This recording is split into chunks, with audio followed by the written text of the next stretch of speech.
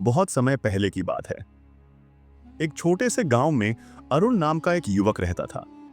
वह बहुत परिश्रमी और ईमानदार था, लेकिन जीवन में उसे कभी सफलता नहीं मिली।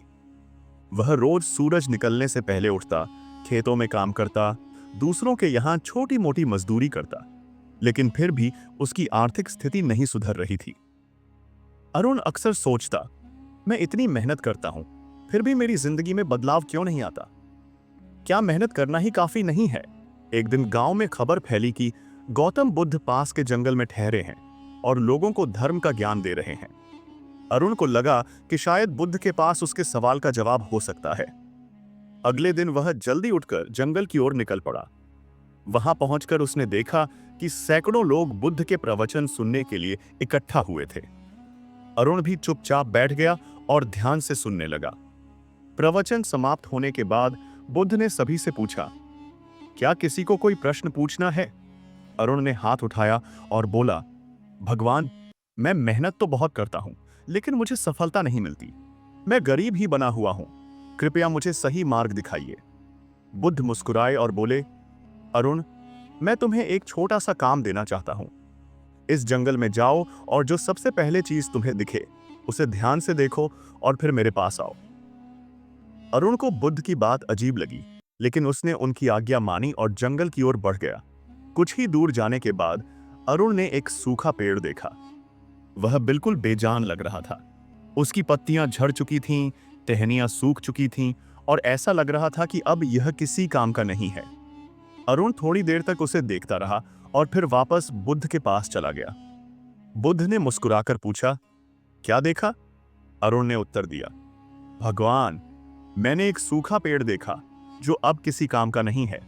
शायद पहले यह हरा भरा रहा होगा, लेकिन अब यह बेकार खड़ा है। बुद्ध बोले, क्या यह सच में बेकार है? सोचो और बताओ, क्या यह किसी के काम नहीं आ सकता? अरुण थोड़ा सोचकर बोला, शायद यह जलाने के लिए लकड़ी दे सकता है। कुछ कीड़े मकोड़े इसकी छाल में रह सकते हैं, पक्षी इसकी टहनियों पर बैठ सकते हैं। बुद्ध बोले, बिल्कुल सही।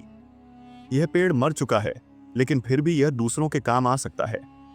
यह अपने जीवन के अंतिम क्षणों तक भी दूसरों को लाभ दे रहा है।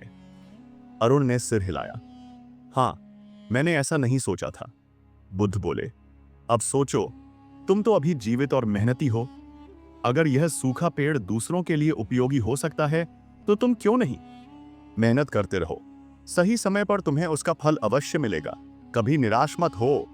हर चीज का एक सही समय होता है, और जब समय आएगा तुम्हारी मेहनत भी रंग लाएगी। अरुण को अपनी गलती समझ आ गई।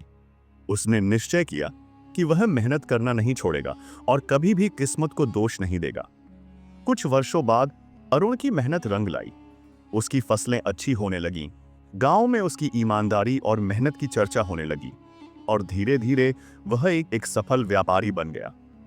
जब भी उसे कठिन समय आता, वह बुद्ध की उस सीख को याद करता, हर चीज का सही समय होता है, बस हमें धैर्य और मेहनत बनाए रखनी चाहिए।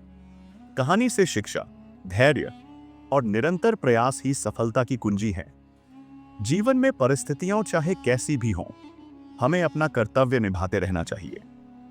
हर चीज का एक सही समय होता है, और जब समय आएगा, मेहनत का फल जरूर मिलेगा। अपने आसपास की चीजों से सीखना चाहिए, क्योंकि प्रकृति हमें बहुत कुछ सिखाती है।